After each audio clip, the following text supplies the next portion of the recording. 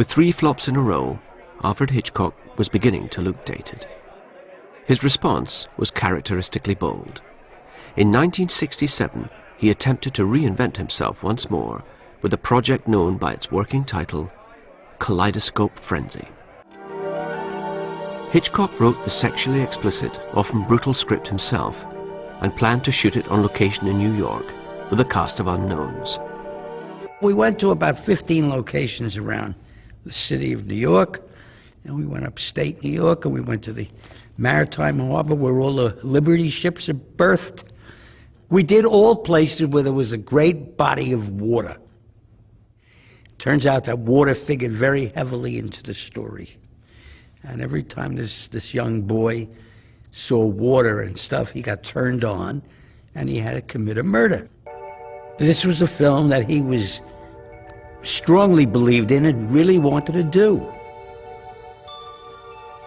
Kaleidoscope Frenzy is not a light film. It begins in the first 20 minutes with one of the most brutal murders that's ever been imagined for an American screen. Lew Wasserman felt that Kaleidoscope Frenzy would do irreparable harm to the Hitchcock franchise. That Hitchcock, the director, and the marketable entity would basically come to an end if he made this film. This is despite the fact that Hitchcock went to great lengths to convince both Lew Wasserman and the board of MCA to do the film. They basically told him no.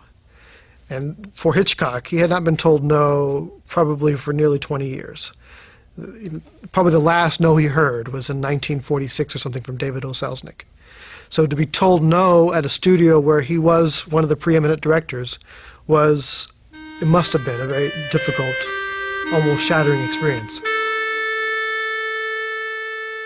Kaleidoscope Frenzy was the last reflex of a director who for 40 years had delighted in keeping one step ahead of his audiences. Of the films that marked the end of his career, only Frenzy, shot in Britain in 1972, showed any of the old magic.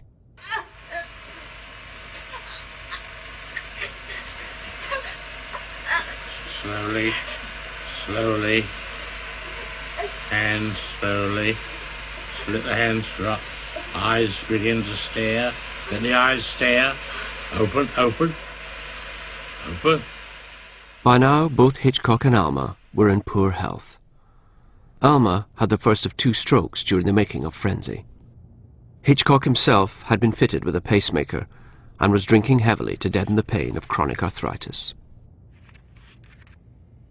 His arthritis in his knees was enormously painful. I still have the vision of him in mind, of his walking along the hallway of the bungalow that he occupied, holding onto the wall to come down to a little office I had at the end there. But it was just an unstated agreement that we were just going to keep Hitch going as long as he wanted to go.